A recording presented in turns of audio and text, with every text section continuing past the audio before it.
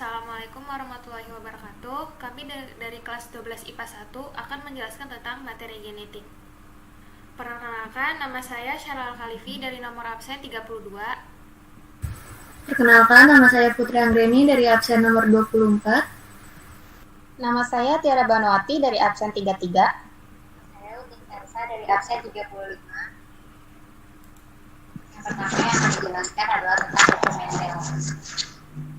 Hukum Mendel 1 disebut juga sebagai hukum segresi bebas atau disebut karena hukum ini gennya ada di dalam alel mengalami pemisahan atau segresi. Jadi segresi itu artinya adalah pemisahan secara bebas saat pembentukan gamet. Hukum Mendel 1 mengatakan setiap gen di dalam alel akan berpisah atau beregenerasi secara bebas pada saat pembentukan gamet. Lalu selanjutnya ada hukum Mendel 2 yang mengatakan setiap gen di dalam gamet akan bergabung atau berasortasi secara bebas pada saat pembentukan individu baru. Kalau tadi hukum Mendel 1 itu adalah segresi, kalau Mendel 2 itu adalah asortasi yang artinya itu secara bebas pada saat pembentukan individu baru. Nah, ini ada istilah-istilah dalam persilangan atau biasanya rumus-rumus. Lambang-lambangnya ada parental dilambangkan sebagai P atau induk atau orang tua, ada gamet dilambangkan huruf G yang artinya sel kelamin, ada filal yang dilambangkan huruf F yang artinya keturunan atau anakan, ada genotip yang artinya susunan gen penyusun sifat, dan ada fenotip yang artinya sifat yang tampak. Selanjutnya ada persilangan monohibrid. Persilangan monohibrid adalah persilangan dengan satu sifat beda. Persilangan monohibrid ini menggunakan hukum Mendel 1 karena pada saat pembentukan gamet kedua atau G2, gen di dalam alel yang sebelumnya berpasangan akan mengalami pemisahan secara bebas dalam dua sel anak gamet. Dari tadi udah bahas alel terus kan, alel itu sebenarnya adalah pasangan gen yang terletak di lokus yang sama pada kromosom homolog. Maksudnya pemisahan secara bebas pada persilangan monohibrid adalah pemisahan kedua gennya tidak dipengaruhi atau mempengaruhi pasangan gen yang lainnya. Jadi hanya mempersatukan satu sifat aja, kayak misalnya persilangan monohibrid itu warna merah, putih, dan bentuknya misalnya bulat atau panjang. Itu contoh dari persilangan monohibrid. Nah, ini ada contoh kasus dari monohibrid itu kasus dominasi penuh dan kasus dominasi penuh. Kasus dominasi penuh adalah persilangan pada kasus dominasi ini terjadi apabila sifat gen yang satu lebih kuat dibandingkan dengan sifat gen yang lainnya. Akibatnya, sifat gen yang lebih kuat atau yang disebut dengan dominan dapat menutupi sifat gen yang lemah atau yang disebut gen resesif. Nah, selanjutnya ada kasus dominasi tidak penuh atau intermediate. Persilangan pada kasus intermediate jadi apabila sifat dari kedua gen sama-sama kuat, jadi tidak ada gen yang kuat dan tidak ada gen yang lemah. Selanjutnya ada persilangan dihibrid. Persilangan dihibrid berlaku dengan hukum Mendel 2, karena pada saat pembentukan F2, gen di dalam gamet yang tadinya mengalami pemisahan akan bergabung secara bebas. Maksudnya adalah gen yang satu dapat secara bebas bergabung dengan gen yang lainnya tanpa ada syarat tertentu. Jika pada persilangan monohibrid hanya memperhatikan satu sifat aja, di persilangan dihibrid ada dua sifat yang beda atau misalnya warna buah dan bentuk buah. Kesimpulannya, bila pada kondisi normal, persilangan monohibrid menghasilkan rasio fenotip yaitu 3:1 atau 1:2:1 pada regenerasi F2. Sedangkan pada persilangan dihibrid akan menghasilkan generasi F2 dengan rasio fenotipnya yaitu 9:3:1. Yang selanjutnya akan dibahas adalah sub yang kedua yaitu penyimpangan semu hukum Mendel. Pertama, contoh penyimpangan semu hukum Mendel adalah atavisme atau interaksi antar gen yang berbeda alel yang akan menghasilkan filial atau keturunan dengan fenotip yang berbeda dari induknya. Contohnya atavisme itu bisa kita temukan pada jangkir ayam, padahal induknya sama, tapi bentuk-bentuk jangkir ayam itu kan beda-beda. Yang kedua ada kriptopteri atau peristiwa tersembunyinya suatu gen dominan jika tidak berpasangan dengan gen dominan dari alel lainnya. Jadi jika gen dominan tersebut berdiri sendiri, maka sifatnya akan tersembunyi atau kriptos. Contoh kasus kriptomeri atau kriptos terdapat pada persilangan bunga Linaria marocana. Ketiga ada polimeri. Polimeri adalah interaksi antar gen-gen berbeda alel yang memunculkan satu fenotip dan bersifat kumulatif atau saling menambah. Contoh polimeri bisa kita temukan pada warna merah pada biji gandum yang ditemukan oleh dua gen yaitu M1 dan M2, sehingga apabila kedua gen tersebut bertemu, maka ekspresi warna merahnya akan semakin kuat. Yang keempat adalah epistasis hipotasis. Epistasis hipotasis merupakan peristiwa ketika gen yang bersifat dominan akan menutupi pengaruh gen dominan lainnya yang bukan alel. Gen yang menutupi disebut epistasis, sedangkan gen yang ditutupi disebut hipostasis. Kelima ada komplementer. Komplementer adalah interaksi antara dua gen dominan berbeda alel yang saling melengkapi untuk memunculkan fenotip tertentu. Apabila salah satu gen tidak muncul, maka sifat yang dimaksud pun tidak akan muncul. Contoh komplementer dapat ditemukan pada kasus persilangan bunga Lathyrus odoratus. Ini saya Putri Amreni, saya akan menjelaskan sub yang ketiga yaitu pola-pola hereditas. Pola pewarisan sifat yang pertama adalah pautan gen, yaitu setiap kromosom mengandung gen yang tersimpan di tempat khusus yang disebut lokus. Gen-gen ini dapat berada pada kromosom yang sama atau kromosom yang berbeda. Gen yang berada dalam satu kromosom homolog yang sama dan letak kesaling berdekatan ini disebut sebagai pautan gen. Ini ada contoh dari gen yang berpautan dengan gen yang tidak berpautan.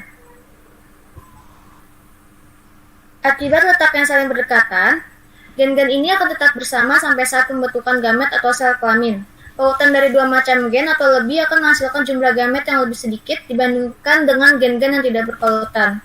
Oleh karena itu, keturunan yang dihasilkan akan memiliki perbandingan fenotip atau genotip yang lebih sedikit pula. Contohnya itu seperti persilangan tanaman pada tanaman ercis.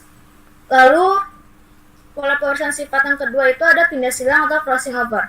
Pindah silang atau crossing over adalah peristiwa pertukaran segmen kromatik yang bukan saudaranya atau non-sister kromatik dari sepasang kromosom homolog. Peristiwa pindah silang terjadi saat pembelahan meiosis 1, yaitu pada akhir profase 1 atau awal metafase 1. Pada saat itu, satu buah kromatip akan membelah menjadi dua. Peristiwa pindah silang akan menghasilkan keturunan dengan sifat yang baru disebabkan karena adanya rekomendasi gen. Peristiwa pindah silang umumnya terjadi pada organisme seperti manusia, tumbuhan, dan juga hewan. Ini ada contoh pindah silang pada kromosom homolog. Peristiwa pindah silang akan menghasilkan keturunan dengan sifat yang baru. Hal ini disebabkan karena adanya rekomendasi gen, yaitu penggabungan dari sebagian gen induk jantan dengan sebagian gen induk betina pada saat proses fertilasi atau pembuahan, sehingga menghasilkan susunan pasangan gen yang berbeda dari gen induknya. Seperti yang ada di slide, bagaimana sih cara kita menghitung nilai presentasi rekombinasi dari hasil terjadi pindah silang? Ini ada rumusnya, yaitu NPS sama dengan jumlah rekombinan atau RK per jumlah rekombinan RK plus jumlah rekombinasi parental atau KP kali 100%. Yang ketiga ada gagal perpisah atau non-disjunction. Terdapat suatu kasus di mana kromosom mengalami gagal perpisah, sehingga semua kromosom hanya akan tertarik ke salah satu kutub sel saja. Akibatnya, gamet yang terbentuk akan mengalami penambahan atau pengurangan jumlah kromosom. Ini ada contoh gambarnya, yaitu peristiwa gagal berpisah saat meiosis 1 dan meiosis 2. Berikut ini merupakan contoh kelainan jumlah kromosom yang diakibatkan oleh peristiwa gagal berpisah, yaitu satu ada aneuploidy. Aneuploidy adalah peristiwa perubahan jumlah kromosom yang hanya terjadi pada pasangan kromosom tertentu. Perubahan jumlah kromosom ini dapat berupa penambahan jumlah kromosom atau pengurangan jumlah kromosom. Lalu yang kedua itu ada euploidy. Euploidy itu bisa disebut dengan peristiwa perubahan jumlah kromosom yang terjadi pada seluruh pasangan kromosom. Hal ini menyebabkan jumlah kromosom individu dengan kasus euploidy akan senilai dengan kelipatan kromosom haploidnya. Lalu yang keempat ada gen letal. Gen letal adalah gen yang menyebabkan kematian individu dalam keadaan homozigot. Sedangkan dalam keadaan heterozigot, seorang individu dapat bersifat normal atau subletal. Gen letal ini dapat menyebabkan kematian bagi individu yang memilikinya karena dapat mengganggu peran atau fungsi gen dalam menumbuhkan sifat atau bagian-bagian tubuh yang penting. Akibatnya, gen-gen tersebut tidak dapat menyelesaikan tugasnya dengan baik. Gen letal dapat menyebabkan kematian individu pada berbagai tingkatan, mulai dari tahap embrio, saat kelahiran, atau saat individu telah tumbuh dewasa. Ini contoh kelainan jumlah kromosom yang diakibatkan oleh peristiwa gagal terpisah. Yang pertama itu adalah gen letal dominan. Gen letal dominan merupakan gen yang menyebabkan kematian individu dalam keadaan homozigot dominan. Sedangkan dalam keadaan heterozigot, seorang individu dapat bersifat subletal yang mengakibatkan terjadinya kelainan. Lalu yang kedua itu ada gen letal resesif, atau gen yang menyebabkan kematian individu dalam keadaan homozigot resesif. Sedangkan dalam keadaan heterozigot, seorang individu dapat bersifat karir atau pembawa sifat yang akan diwariskan kepada keturunannya. Mungkin itu saja yang bisa saya jelaskan. Terima kasih. Saya Tiara Banuati akan menjelaskan tentang hereditas pada manusia. Hereditas pada manusia itu ada penentuan jenis kelamin, kelainan genetis atau penyakit keturunan, dan golongan darah. Di sini ada gambar skema penentuan jenis kelamin, yang dimana jika hasilnya XX maka jenis kelaminnya perempuan, jika hasilnya XY maka jenis kelaminnya laki-laki. Nah, XX dan XY ini akan terbentuk saat proses pembuahan. Ada kelainan genetis atau penyakit keturunan, yang dibagi menjadi dua, yaitu terpaut autosom dan gonosom. Yang pertama kita bahas yang autosom atau kromosom tubuh dulu. Kelainan terpaut autosom ini ada dua macam, yaitu gen yang bersifat dominan dan gen yang bersifat resesif. Contoh dominan yaitu ada polidaktili, yaitu kelainan memiliki jari lebih. Yang normalnya jari ada 5, tapi ini jarinya lebih dari 5. Selanjutnya ada brachidaktili, yaitu kelainan memiliki jari yang pendek-pendek. Dan contoh resesifnya ada albino, yaitu kelainan yang disebabkan oleh tidak adanya pigmen pewarna kulit atau melanin. Selanjutnya ada kelainan terpaut gonosom atau kromosom kelamin, yang juga ada dua macam, ada yang terpaut pada kromosom X dan Y, yang dimana kromosom X ini ada pada laki-laki dan perempuan. Contohnya ada buta warna dan hemofilia. Buta warna adalah kelainan yang ditandai dengan ketidakmampuan membedakan warna. Hemofilia adalah penyakit yang ditandai dengan darah yang sulit membeku. Nah, yang terpaut kromosom Y yang ada pada laki-laki, jadi hanya bisa terjadi pada laki-laki saja. Contohnya ada hipertrikosis, yaitu kelainan yang ditandai dengan rambut yang tumbuh secara berlebihan. Dan juga ada webpetos, yaitu kelainan jari berselaput. Selanjutnya, golongan darah. Golongan darah memiliki golongan yang berbeda-beda sesuai dengan antigen yang terdapat di permukaan eritrosit. Yang ada terbagi menjadi dua sistem, yaitu yang pertama sistem A, B, O, yang dimana kalau golongan darah A berarti IA, dan IA-IO. Kalau golongan darah B berarti IB, dan IB-IO. Kalau golongan darahnya AB berarti IA-IB. Kalau golongan darah O, IO-IO. Nah, yang kedua ada sistem resus, dimana resus positif yaitu R besar H kecil, dan R besar H kecil H kecil, dan resus negatif yaitu RH kecil. Sekian.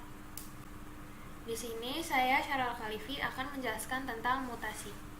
Mutasi adalah perubahan materi genetik DNA dan kromosom secara acak yang dapat diwariskan secara genetis pada keturunannya. Ketiga ada mutagen biologi. Mutagen biologi ini ada dua, yang pertama bakteri dan virus. Selanjutnya ada mutan. Mutan adalah organisme yang mengalami mutasi. Berdasarkan letaknya, mutasi terbagi menjadi dua.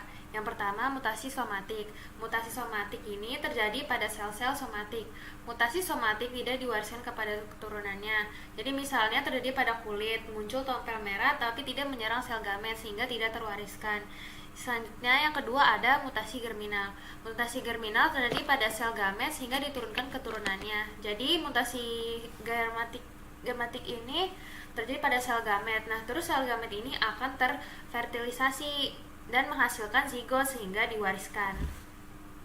Selanjutnya ada mutasi titik. Mutasi titik adalah perubahan susunan atau urutan basa nitrogen dalam DNA. Yang pertama itu ada mutasi diam. Mutasi diam itu perubahan susunan atau urutan basa nitrogen dalam DNA yang tidak menyebabkan perubahan amino. Bisa lihat di contohnya ini, DNA normal itu TTAAGA CGC. Terus di DNA mutasinya AGA berubah menjadi AGG. Selanjutnya ada mutasi salah makna. Mutasi salah makna adalah perubahan susunan atau urutan basa-basa nitrogen dalam DNA yang menyebabkan perubahan asam amino. Ada mutasi tak bermakna.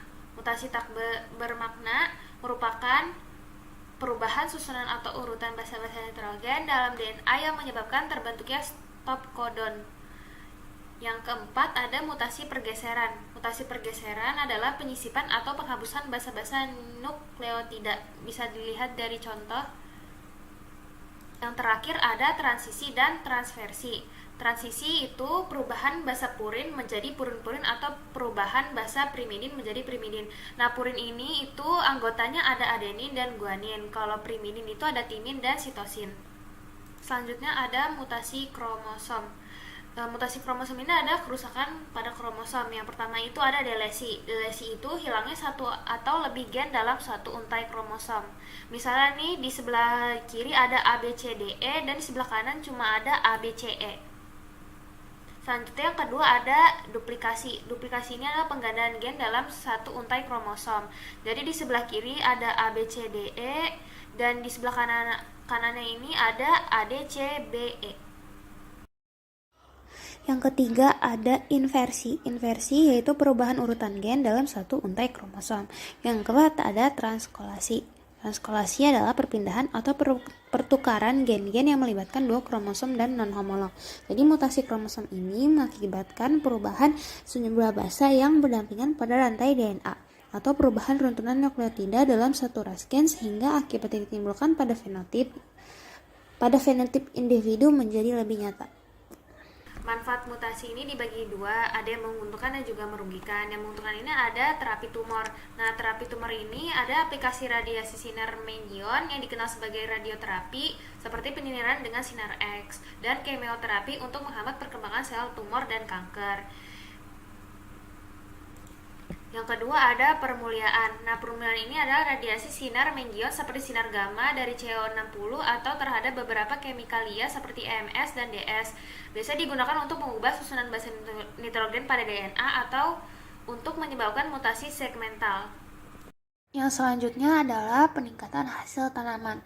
Biasanya ini dihasilkan buah-buahan tanpa biji seperti semangka. Jadi jika kita akan membudidayakan semangka, maka perlu dihatikan produksinya.